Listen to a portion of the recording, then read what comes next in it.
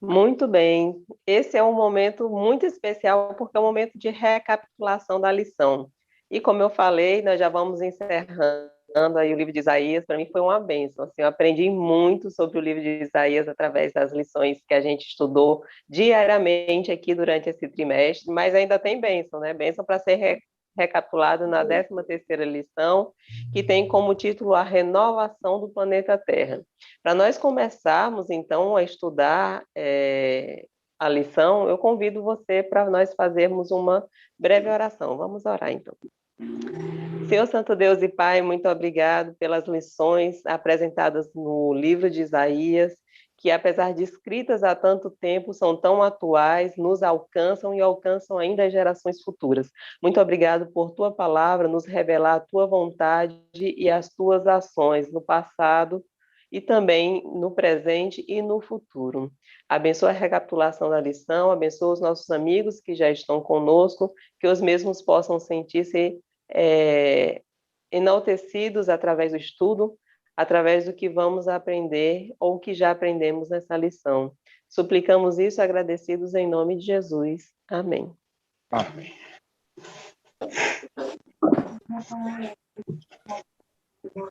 Nosso amigo Silvio, acho que vai começar os trabalhos. Olá, bom dia, bom sábado a todos. Deus abençoe a todos. Que bom estarmos aqui reunidos, mesmo que distantes, mais perto, né? Para nós podermos compartilhar desses ensinamentos tão maravilhosos do livro de Isaías. Tá? Hoje nós estamos encerrando o trimestre, a 13ª lição, vamos recapitular agora, e ela nos traz assim, um fechamento glorioso de tudo que nós temos aprendido durante esse trimestre, tá? Então, que Deus possa abençoar-nos a todos. O estudo tem como título A Renovação do Planeta Terra. Tá? Como eu disse anteriormente, é o fechamento dessa promessa maravilhosa que Deus fez no livro de Isaías, das profecias ali declaradas, né? O verso para memorizar, nós vamos lê-lo em Isaías capítulo 65, versículo 17. Na Nova Versão Internacional, ele diz assim: pois vejam, criarei novos céus e nova terra, e as coisas passadas não serão lembradas, jamais virão à mente. Tá? Existem algumas coisas interessantes que nós podemos notar nesse texto de Isaías. Tá?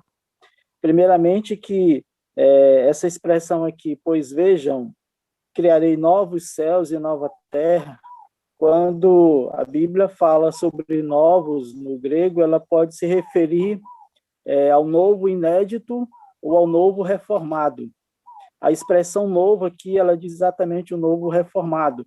Então, Deus não vai criar outro planeta, não vai criar outra terra, outro céu, ele vai reformar esse que já existe, porque o nosso mundo está contaminado pelo pecado, e então Deus ele vai reformar, vai fazer um novo céu, uma nova terra para que os seus filhos possam morar nela. Tá? Então, essa expressão que Isaías usa aqui quer dizer que Deus vai reformar ou reformular o planeta Terra, porque do jeito que está, não dá para os salvos morarem nele, tá? Porque está contaminado pelo pecado.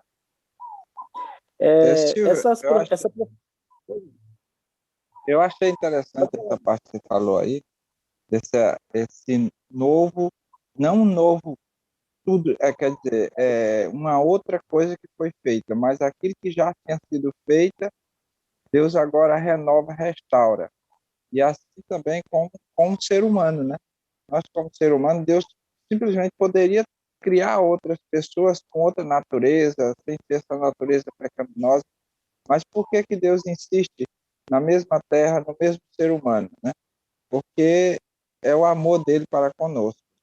Eu achei interessante você citar essa parte aí do grego, porque isso firma mais a nossa fé e o nosso, vamos dizer assim, o amor para com Deus, e saber que Ele nos ama tanto que Ele prefere trabalhar com o que já tem, fazendo a modificação. Então, isso é uma coisa que me dá muita esperança, me dá muita alegria. Pois bem. Tem um ponto interessante também que nós precisamos notar aqui, é que essa profecia que Isaías citou aqui, na verdade, a lição falou durante toda a semana e vai ser tocada aqui no ponto, né? Essa profecia, na verdade, ela era uma profecia inicialmente direcionada ao povo de Israel. Vamos entender na história que o povo de Israel, que saiu escravo do Egito, foi à terra de Canaã, a terra que Deus o tinha prometido, e esteve naquela terra e houve rebeliões após rebeliões, e Deus mandava profetas e mensageiros para que chamasse o povo ao arrependimento. E geração após geração foi passando, tá? E o povo de Israel, até então escolhido como descendentes de Abraão, eles não cumpriram o objetivo pelos quais Deus os tinha colocado ali, que era de ser luz para aquele povo, a fim de atrair todas as nações a adorar a Deus. Onde o ponto mais próximo que o povo chegou nisso foi nos dias de Davi e Salomão, mas não chegou completamente a cumprir esse objetivo, né? Cumprir o objetivo.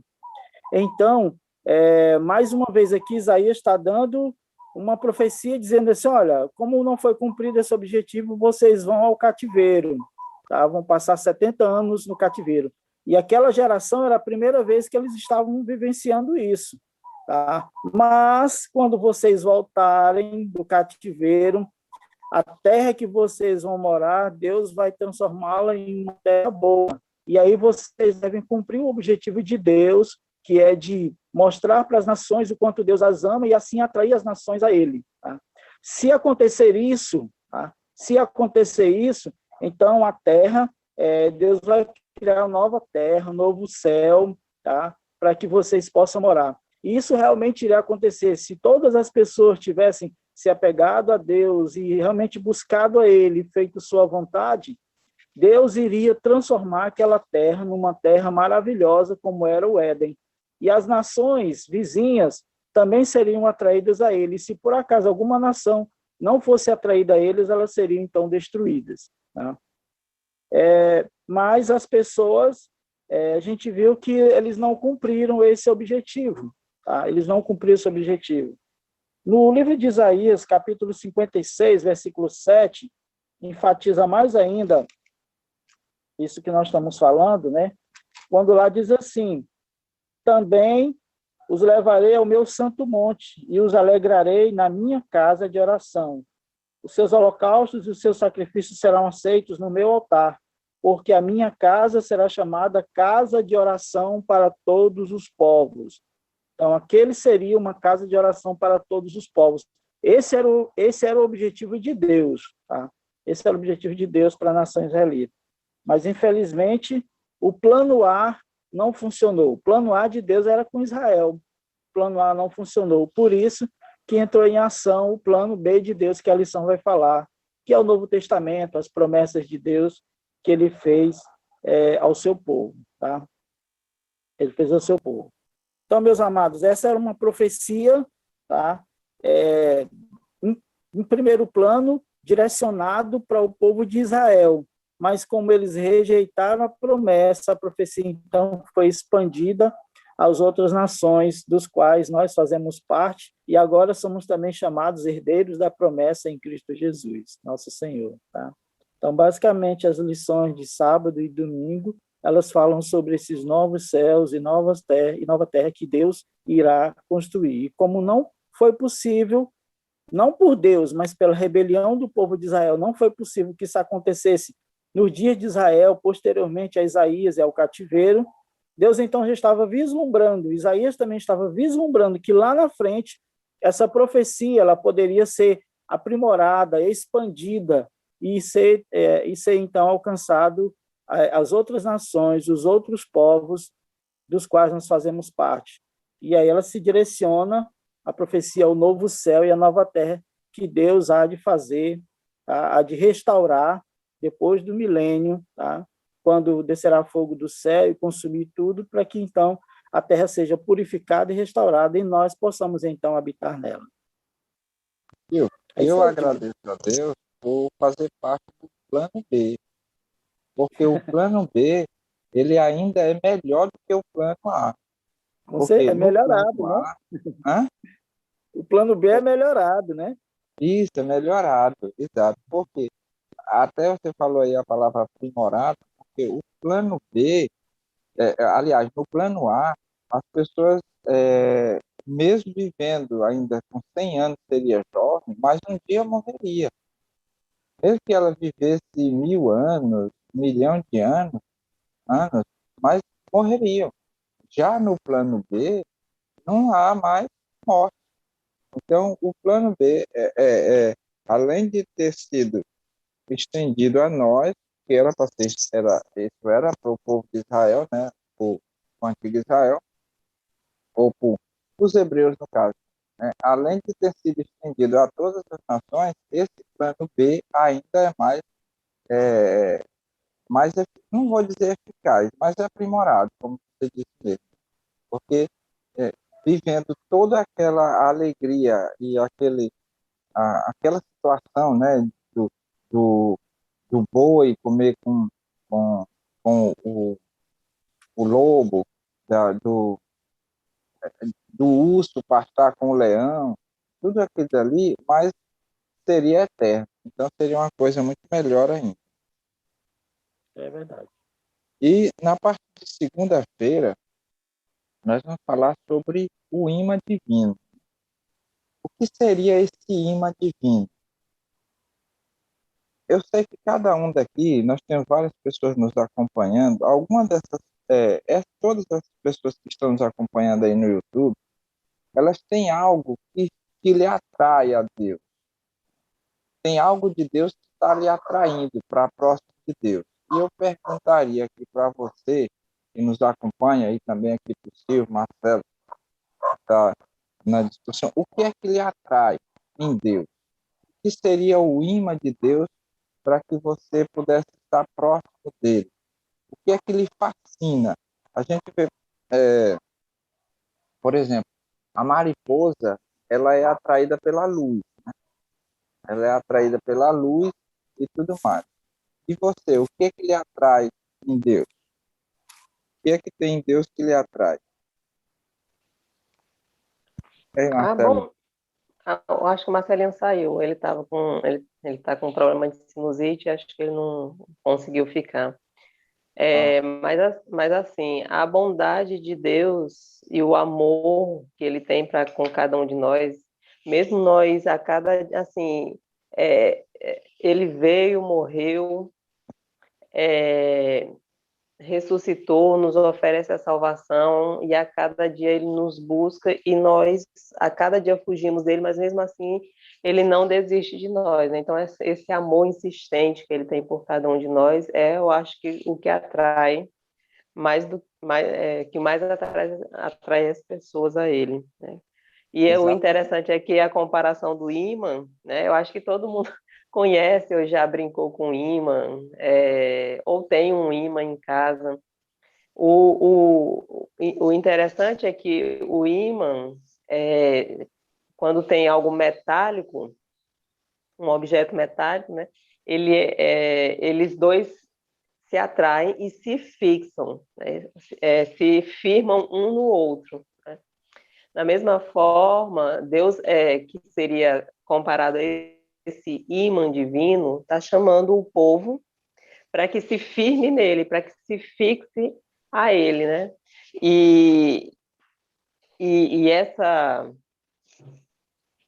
esse chamado, ele vem ali representado muito claramente no livro de Isaías, inclusive ele fala aqui, né, que Deus mostraria um sinal, e esse sinal, apesar dele não ter sido especificado aqui, mas diz que Deus daria ao seu povo alegria e paz e restauraria a terra. Então, só por isso, assim, porque o povo de Israel já tinha padecido bastante, já tinha sofrido, tinha se afastado de Deus, e agora o próprio Deus age novamente buscando esse povo, atraindo eles e com uma promessa de coisas melhores ainda, as quais o Israel já tinha rejeitado, né? Porque Deus prometeu a nova terra, concedeu, o povo rejeitou o Deus que concedeu eles a nova terra, Canaã, né? A Canaã ali, e agora a nova Canaã está sendo apresentada para esse povo. Exatamente. Bom Agora dia, aqui, bom dia a todos. Eu só queria dizer que o pessoal do YouTube também está comentando. Então eu estou aqui nos bastidores, a gente está acompanhando. O Edito, eu acredito que respondeu a sua pergunta, Edmilson, dizendo que o que atrai, né? isso. Ele falou sobre o amor de Jesus. E eu quero aproveitar os irmãos, né, que estão aqui no YouTube, podem deixar seus comentários que a gente vai vendo aqui ao longo da lição, tá certo? Muito bem. Então, a resposta de Jesus aqui é o próprio amor de Jesus. De Jesus. Aliás, a resposta de José do Egito. Sim, Silvio. Pois é, minha resposta é exatamente idêntica à do Egito, né? Porque veja só a situação. Deus escolheu um povo que lhe fosse nação peculiar, e aí aquelas pessoas o rejeitaram, a ponto de matar o seu próprio filho. Tá? Mas aí, de repente, Deus ele expande, tá? Esse cuidado e esse chamado também para nós, que não fazíamos parte inicialmente do anual, do primeiro grupo, ou da nação escolhida de Deus. Então, assim, para mim, o que me atrai em Deus é o amor dele em salvar pessoas que, como a mulher cananeia, não, assim, eu quero apenas as migalhas que caem das mesas do seu Senhor, tá? Em aceitar pessoas que, como a própria Bíblia diz, ele morreu por elas, mesmo sendo elas ainda pecadores. Tá? Então, isso me atrai em Deus, o amor dele, o cuidado dele para com pessoas como eu, como nós, que nem sempre somos gratos a ele pelo que ele fez por nós, e foi muito grande o que ele fez por nós, nem sempre a gente reconhece tudo que ele realizou na nossa vida. Então, isso realmente é um grande motivo de atração, nós sermos atraídos a Deus pelo amor e cuidado dele conosco. Tá? Certo. Eu queria também comentar aqui que a parte de segunda-feira, aliás, o capítulo 66 de Isaías, ele começa aqui, principalmente do capítulo 1 até o capítulo do versículo 1 ao 19, ele tem tipo uma repreensão ao povo, né? E é muito dura essa repreensão, porque ele fala das pessoas que são basicamente, aqui se você vê aqui, por exemplo, a pergunta 3, né? Considerando o momento histórico dos escritos de Isaías, qual a mensagem fundamental dessa passagem? Então, essa passagem, ela faz uma repreensão muito grande a duas classes de pessoas. Pessoas que viviam de maneira hipócrita, né? Ou não sei se essa seria a palavra, mas assim meio contraditória, porque elas diziam que faziam, aliás, não vou dizer contraditória, mas ela assim vivia de maneira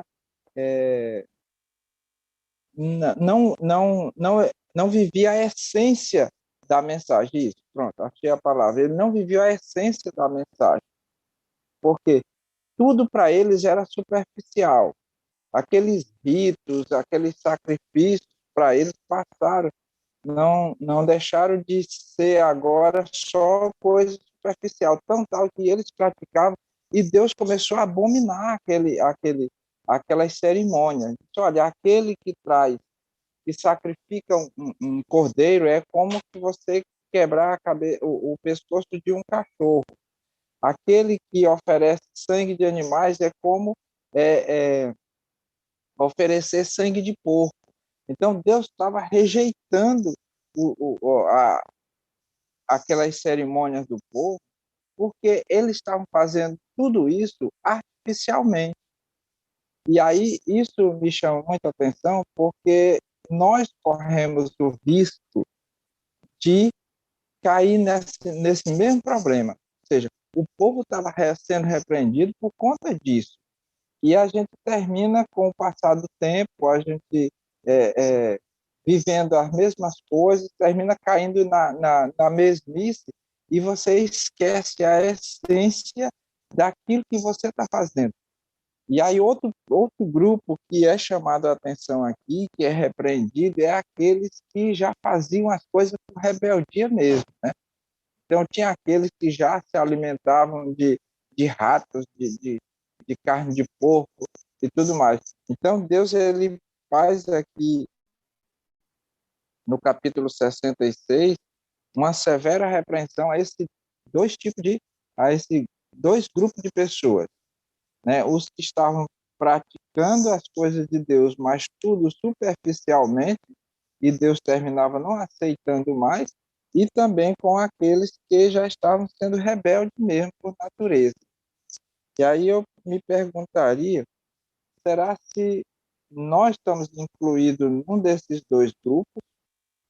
Será que nós já, às vezes, você de tanto esperar a volta de Jesus, de tanto esperar um milagre, e às vezes não acontecer da forma como você espera, e você termina se revoltando contra Deus e tem criança que faz uma coisa por birra, e vai fazer uma coisa por birra mesmo, sabendo que está errado, ou será se a gente está caindo naquele velho hábito, de costume, de fazer as coisas sem saber nem o significado daquilo que você está fazendo. Então, Deus chama a atenção para isso, né? E Sabe, uma coisa... Edmilson, que Oi. pensando nessa questão que você está falando, assim, desse alerta, o povo de Israel, ele recebeu vários e vários alertas, né, durante a história.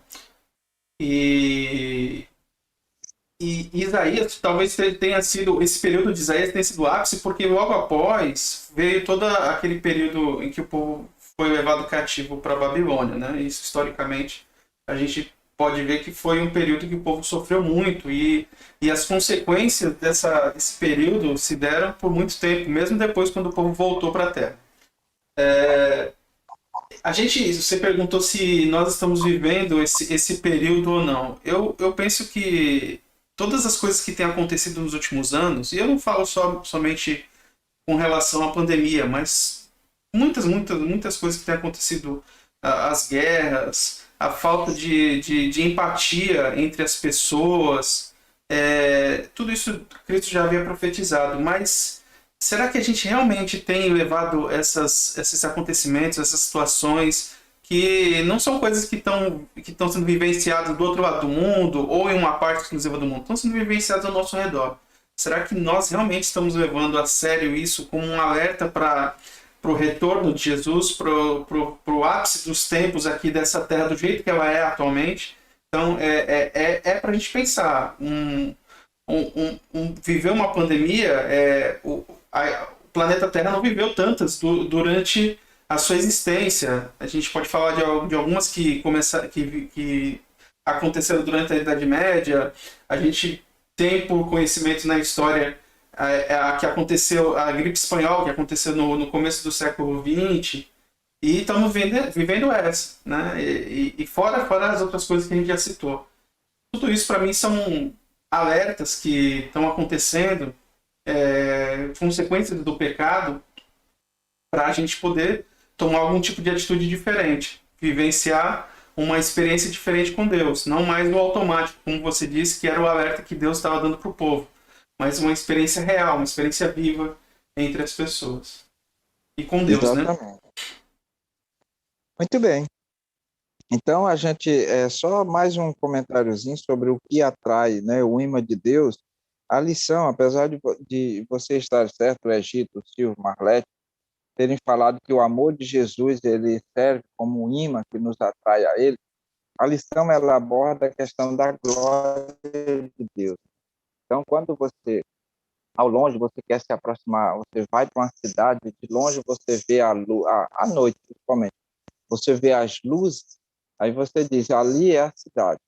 Então, quando Deus mostrou a sua glória através do reinado de Salomão, do reinado de Davi, que foi o que mais se aproximou do objetivo de Deus, então isso fazia com que as outras nações elas fossem atraídas para Deus. Então, a própria glória de Deus, ela serve também como um imã para que possamos ser atraídos ou que nos atrai a Deus. Então, vamos aqui à frente, né? Marlete, aí você que está nos acompanhando, o que é que você nos diz aí sobre missionários e líderes de adoração? Pois é, se a parte de segunda-feira diz que Deus seria como o imã nos atraindo a ele, ou atraindo o povo a ele, esse povo que seria atraído não ficaria apenas nessa atração, mas deveria também buscar. Então, Isaías, ele apresenta aqui nos versículos 19 e 20, uma profecia que tanto, acredito eu, assim, pelo que eu entendi, né, teve um cumprimento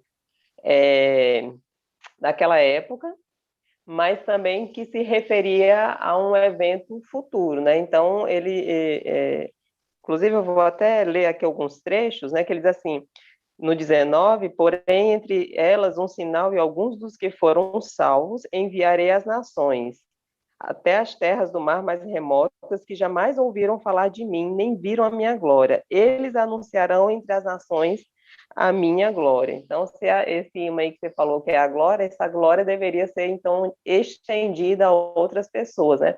Então, os sobreviventes daquela época ali da destruição acredito que da destruição de Jerusalém, eles, porque assim, quando o povo foi estabelecido, o povo de Abraão foi estabelecido, ou de Jacó, as tribos de Israel foram estabelecidas na terra, elas foram estabelecidas como centro de adoração para o mundo inteiro.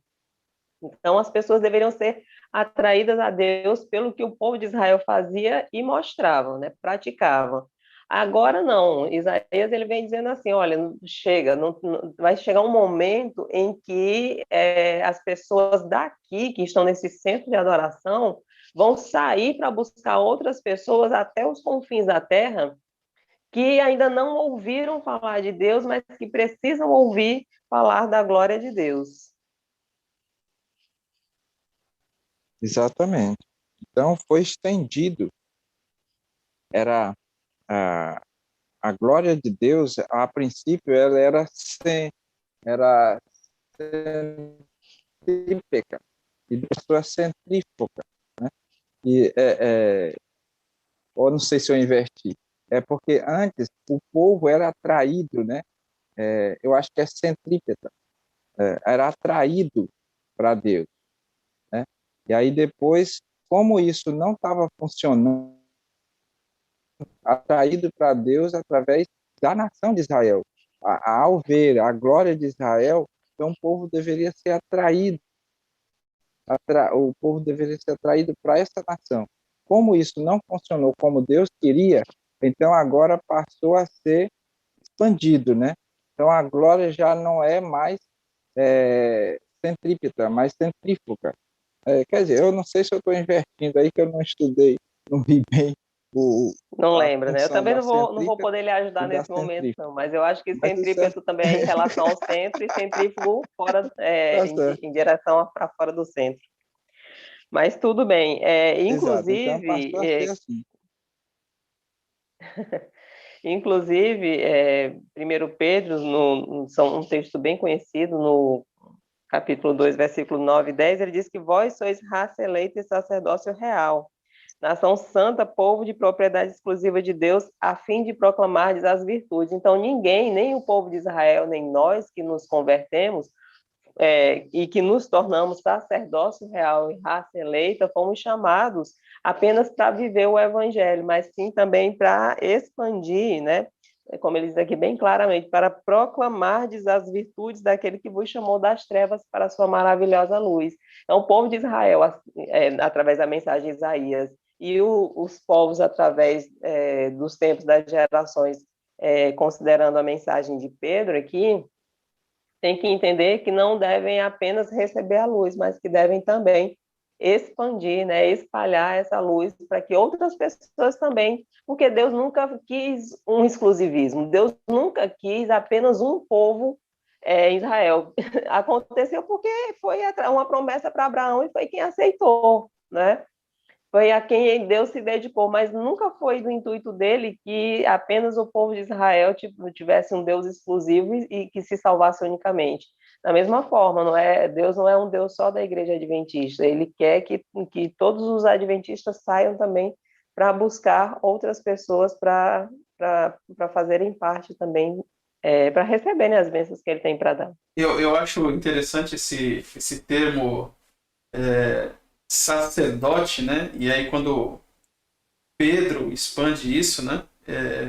Relatando um termo usado lá no Antigo Testamento, Êxodo, né? E aí eu vou tomando até a liberdade de entrar um pouquinho a lição já de quarta-feira, porque qual era o papel do sacerdote, né? Dentro de toda a estrutura ali do santuário, né? E aí por que se utiliza esse termo? O sacerdote ele tinha um papel essencial ali de intermediar as relações entre o povo e Deus. Deus, quando precisava trazer uma mensagem, usava seus profetas, mas também se usava também dos sacerdotes, para que os sacerdotes cuidassem do povo através da mensagem de Deus, né? E o povo também, quando precisava levar suas petições, né?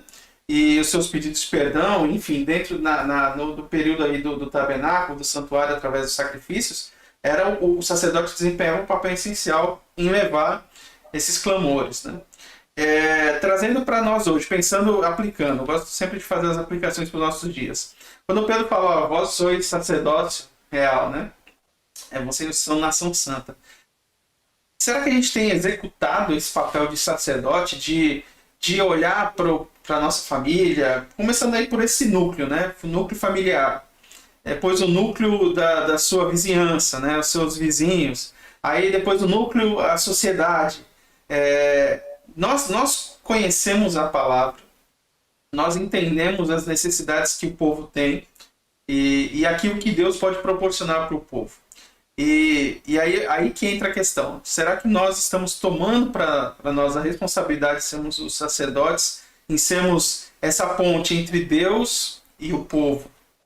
E sermos a ponte entre o povo e Deus, entre o povo e Deus levando as orações intercessoras, levando os clamores do povo para Deus, e entre Deus e o povo trazendo a mensagem, trazendo a palavra, aquilo que Deus está preparando para o seu povo. Hoje existem várias e várias pessoas sem esperança, né? Sem saber o que o futuro pode proporcionar. E muitos de nós conhecemos, sabemos o que pode acontecer. E aí o que podemos fazer? Qual atitude podemos tomar? No que podemos ajudar, né? Tomando para nós, para a gente, essa responsabilidade, assumindo essa responsabilidade, e aí intercedendo pelo povo a Deus e trazendo a mensagem de Deus para o povo. E aqui, Marlete, tem um amigo aqui, o Tiago Domingos, né? Ajudou aqui. Centrípeta é quando é atraído para o centro, assim como você disse. E eu queria até falar aqui dessa questão do tempo que nós estamos vivendo, né? Essa profecia de Isaías aqui, ela tinha sido dada praticamente 700, 800, 700 mais ou menos antes. Mas só que o povo, todo aquele período, nada fez, nada não entenderam a profecia. No tempo de Estevão, aliás, no tempo dos apóstolos, com a morte de Estevão, é que o povo deixou de querer que as pessoas viessem para ver a luz. Aí eles começaram a se expandir, né? Foi meio forçado, né? Que foi através de uma perseguição. E um exemplo claro, sem querer trazer essa situação da pandemia como isso, mas também isso contribuiu, porque muitas das igrejas estavam ali, né? As pessoas viessem para dentro da igreja para ouvir a mensagem, e muitos dos membros da igreja iam para a igreja, voltavam para a igreja, sem ter aquela preocupação de levar a mensagem a outras pessoas. Quando entrou essa situação, as igrejas agora estão fechadas.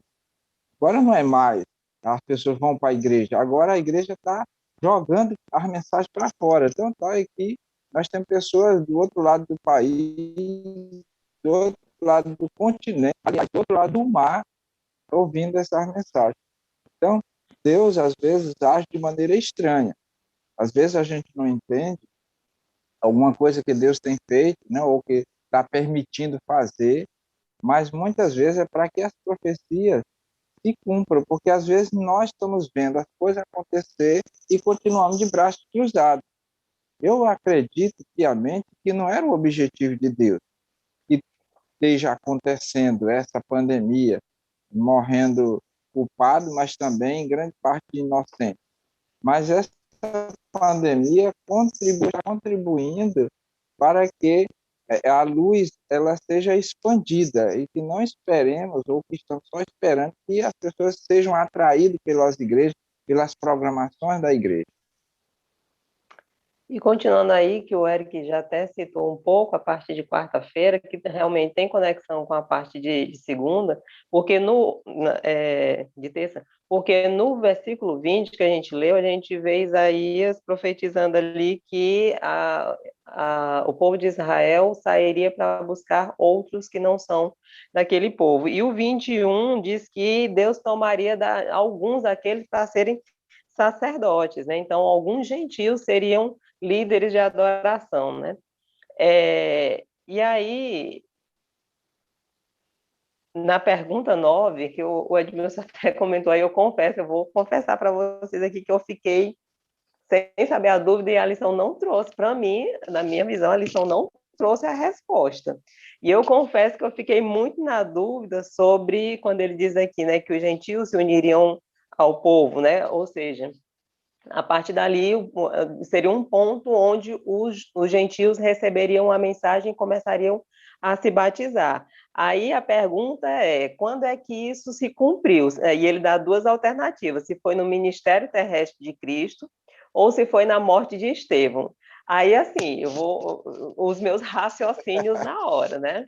Eu fiquei assim, bom, pode ter sido no ministério de Cristo, não porque ele tenha batizado algum gentio, mas porque os gentios começaram a ter contato com a mensagem naquele momento. E assim, na minha visão, não foi exatamente na morte de Estevão, naquele momento, mas porque, talvez a lição traga isso, porque Paulo estava ali e Paulo foi quem se tornou o grande pregador entre os gentios. Mas Paulo não se converteu no momento da morte de Estevão, apesar de que ele estava ali naquele momento. Então, assim, não sei a opinião de vocês, qual foi a visão de vocês aí de que momento foi esse. É que no caso da morte de Estevão, ela é a marcação temporal por conta da profecia das 70 semanas, né? Que é o tempo que Deus havia dado para o povo, né? Para que o povo judeu, o povo hebreu, ele tivesse uma nova atitude, reconhecesse dentro da profecia uma nova oportunidade, né, digamos assim, né, uma nova chance, né? E aí a marcação temporal exata é a morte de Estevão, né? E ali que se expande, é a partir dali que os discípulos que haviam recebido Jesus, que eles tinham que pregar para todo mundo, mas ainda estavam ali naquele núcleo em Jerusalém, a partir da morte de Estevão que eles começam a sair definitivamente e a proclamar para as nações e a sair para pregar. Então, assim, o marco histórico definitivo é a morte de Estevão. Então. Apesar de Tiago, ou Tiago não, Eric e Marlete, ali ter sido um marco histórico, mas eles não entenderam ali de imediato, eles olha, vai começar, é a partir de agora. Sim. Não foi isso que eles entenderam. Eles foram porque foram perseguidos. Sim, a gente aqui olha as profecias e a gente vê que aquilo ali foi um marco histórico. Mas na hora que aconteceu ali, ou seja, eles começaram a sair, expandir na pregação, mas inconscientemente, aliás, eles não estavam sabendo que era um marco. Então, acontecerem hoje, né, a gente não, hoje é porque a gente já vê a profecia, né, já estudou a profecia e tudo mais. Mas muitas vezes a gente faz, as coisas estão acontecendo e a gente não sabe por que estão acontecendo. E eles ficaram, por que nós estamos sendo perseguidos? Por que isso? Por que aquilo? Por que Deus está permitindo isso? Isso com a igreja de Deus? Nós não deveríamos ser... Aqui estava tão bom em Jerusalém, muita gente se convertendo e tudo mais, mas aí não era o propósito de Deus que isso acontecesse só em Jerusalém, mas por por todo o planeta Terra. Então, Deus permitiu que aquela perseguição acontecesse para que começasse a se expandir o Evangelho. Então, quem sabe que Deus não está permitindo essa pandemia e a situação que estamos vendo para que aconteça isso. Não sei, eu estou só aqui só conjecturando, né? É porque o que a Maled pensou faz sentido. Porque é o seguinte, quando o Cristo vem à Terra, ele faz relembrar o povo do papel que eles tinham, que era representar Deus dentro do planeta. Eles não poderiam ser exclusivistas, né? Eles tinham que ser inclusivistas. Eles tinham que trazer as pessoas os gentios para o conhecimento de Deus, né? Então, os judeus, eles ficaram com tanto medo, sabe? Aquele povo fica ressabiado depois da questão do envolvimento e tal, ficaram com medo de incluir as pessoas, os gentios, dentro do seu grupo, mas o medo foi tão excessivo que gerou preconceitos, gerou vários tipos de sentimentos que eram tratados como as pessoas ao redor do povo eram tratadas como pessoas insignificantes, né, para não usar outros termos. Então, Cristo ele vem trazer um olhar diferente, que as pessoas não deveriam ser olhadas dessa forma. Mas o ponto-chave, né, o ponto em que se expande e aí os gentios participam da adoração em definitivo dessa nova, vou falar assim, nova proposta, mas não é bem exatamente o termo correto, mas a partir da morte de Estevão que acontece, como o Edmilson falou, da perseguição, enfim, todos os acontecimentos, como o Rafael está comentando aqui, que a partir daí Paulo começa a ser um personagem citado no livro de Atos, né? Aí como a pessoa que estava acompanhando a morte de Estevão e depois como tendo um encontro todo especial com Cristo e a partir daí se tornando o evangelista que nós conhecemos, né? Então, eu vejo assim a importância da recapitulação da lição para esse ponto, porque uma pessoa que está pegando a lição agora, que ela não tem um conhecimento profundo ou um pouquinho mais aprofundado de profecia, e como eu falei, a lição ela não trouxe a explicação da resposta 9, ela jogou a pergunta e nem fez o comentário, né? Então, é muito importante que se estude em casa, mas que também se participe da recapitulação da lição para a gente entender os pormenores. Às vezes a gente passa batido por detalhes, né, que seriam muito importantes e não percebe. Eu vou ter que sair bem aqui para pegar um carregador. Por favor, continuem bem aí, tá? Que minha bateria está nas últimas aqui, só um instante. Então vai lá, Edmilson. Okay, traga pra gente aí as suas considerações aí sobre a lição de quinta, né? Já estamos chegando no final do final da lição, né? Então traga aí pra gente. Quero só dizer que eu concordo aqui plenamente com o que o Rafael falou, aqui no comentário sobre a questão de Estevão. Sim, sim. E aí, a parte de quinta-feira fala sobre a posteridade e o nome dos salvos, né? Isaías 66, se vocês puderem acompanhar aí, verso 22, o que ela revela? Qual a esperança encontrada nestes versos? É aí onde é o fechamento, não só da lição da semana, mas também o fechamento da lição de todo o trimestre. Por quê? Qual é o título da lição do trimestre aqui? Vou fazer aqui uma pescazinha. Isaías, consolo para o povo de Deus. Isso. Então fala sobre o consolo de Deus. O povo, Isaías, ele estava escrevendo um povo sofrido, um povo que tinha sido muito machucado. E aí Isaías fala de muitas coisas, e principalmente foram partes que Isaías não comentou, né? A destruição de várias nações, inclusive fala até mesmo do cativeiro do povo de Israel. E aí ele fala e fecha a lição com um consolo. É importante esse detalhe, só Edmilson, desculpa isso, porque a gente vive numa sociedade a gente vive numa sociedade que a gente consegue apontar muitos erros e defeitos. Se você olhar as redes sociais, Twitter, Facebook, enfim, você consegue observar várias pessoas apontando erros do governo, erros de outras pessoas, de pessoas públicas, enfim, apontar o erro se tornou-se uma especialidade humana. Mas, e Deus, em vários momentos da história, e no livro de Isaías, por muitas vezes, aponta o erro do povo. Mas a diferença é que Deus não só aponta o erro, mas ele dá um caminho para ser seguido, né? Uma esperança, né? Um consolo, como você citou, e é o título da lição do trimestre fala. E essa é a grande diferença. Não só apontar erros, não só apontar problemas, mas dar soluções, apresentar caminhos, né? Exatamente. E principalmente o versículo 22, que fala sobre um novo céu e uma nova terra, né?